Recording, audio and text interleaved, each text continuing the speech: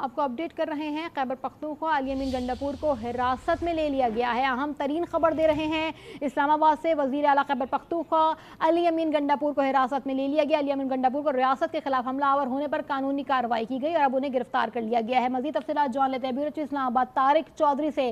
جی Tariq, update کیجیے گا۔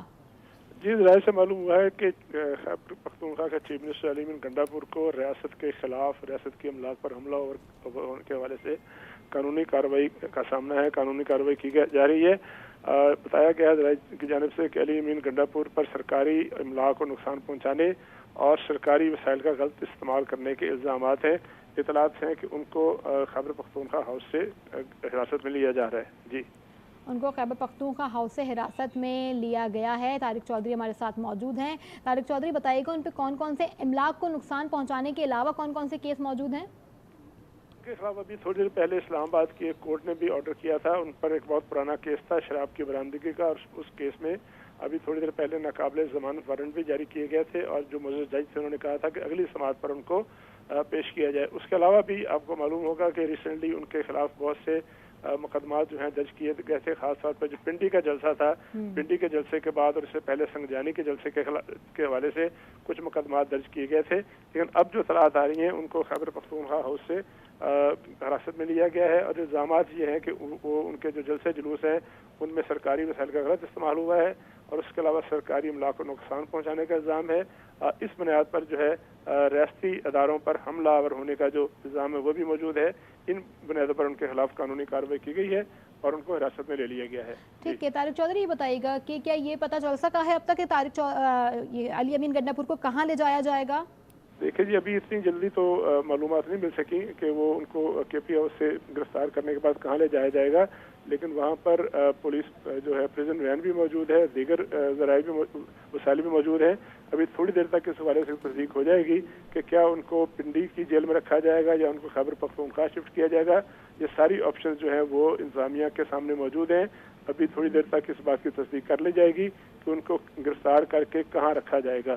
جی، وزیر اعلیٰ کے پی اسلام آباد پہنچ گئے تھے، پی ٹی آئی کارکنوں کے ساتھ وہ وہاں پہنچے تھے۔ طارق چودھری، اس وقت اسلام آباد کی کیا سچویشن ہے؟ کیونکہ گرفتاری سے پہلے جو دیکھا گیا تھا کہ علی امین گنڈاپور اکیلے نہیں آئے تھے، ان کے ساتھ پورا قافلہ موجود تھا۔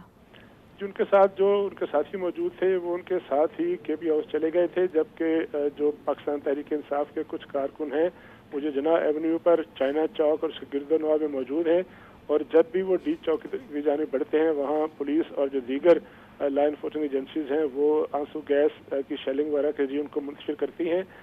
وقتاً فوقتاً جو ہے پولیس اور جو لا انفورسنگ ایجنسیز ہیں ان کے درمیان آنکھ مچولی جو ہے وہ ہوتی رہتی ہے، لیکن جو لوگ گنڈاپور صاحب کے ساتھ آئے تھے وہ ان کے ساتھ کے پی ہاؤس میں چلے گئے تھے، چند گاڑیوں میں ان کے ساتھ ہی موجود تھے۔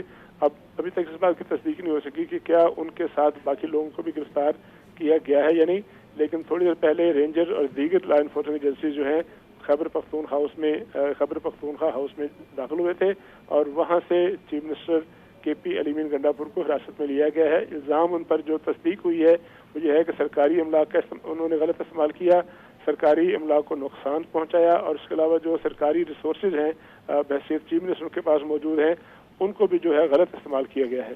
ٹھیک ہے طارق چودھری، اب سے کچھ دیر پہلے وزیر داخلہ کا یہ بیان تھا کہ جتنی بھی شرپسندی ہے وہ صرف وزیر اعلیٰ کے پی کی وجہ سے ہو رہی ہے، قافلے ان کے ساتھ ہیں، شرپسندی انہی کے ساتھ ہیں، تو کیا لگتا ہے آپ کو کہ اگر ایک گرفتاری سے وزیر اعلیٰ کے پی کے بعد کیا صورتحال کو قابو کر لیا جائے گا؟ دیکھیں، اس کے حوالے سے تو جو وفاقی حکومت ہے اور جو متعلقہ صوبائی حکومتیں ہیں وہ مسلسل کوششوں میں ہیں کہ جو صورتحال اس کو کنٹرول کیا جائے، اسی لیے اسلام آباد پولیس جو ہے وہ بھی ڈپلائیڈ ہے، رینجرز بھی ڈپلائیڈ ہے، ایف سی کو بھی طلب کیا گیا تھا، اور اس کے علاوہ کل رات 12 بجے سے آرٹیکل 1245 کے تحت جو کہ اسلام آباد انتظامیہ نے طلب کیا تھا فوج کو، اور پھر وفاقی کابینہ نے اور پرائم منسٹر پاکستان نے آئین کے آرٹیکل 245 کے تحت اجازت دی، جس کے بعد سے اسلام آباد اور اس کی جو حساس بلڈنگز ہیں، اسلام آباد کی سیکورٹی ہے، خاص طور پہ ریڈ زون کی، یہ ساری انسٹالیشن جو ہیں وہ پاک فوج کے کنٹرول میں ہے، اور پاک فوج کے دستے جو ہے مسلسل پیٹرولنگ بھی کر رہے ہیں اور اہم مقامات پر موجود بھی ہیں۔ ابھی تھوڑی دیر پہلے اسلام آباد ہائی کورٹ نے بھی ہدایت کی ہے اسلام آباد انتظامیہ کو کہ فوری طور پر جو صورتحال ہے اس کو نارملائز کرنے کے لیے اقدامات کیے جائیں۔ ابھی دیکھتے ہیں کہ تھوڑی دیر تک اس بارے سے کیا صورتحال سامنے آتی ہے۔ ابھی تک صورتحال واضح نہیں ہے، اہم خبر اس وقت یہی ہے کہ علی امین گنڈاپور کو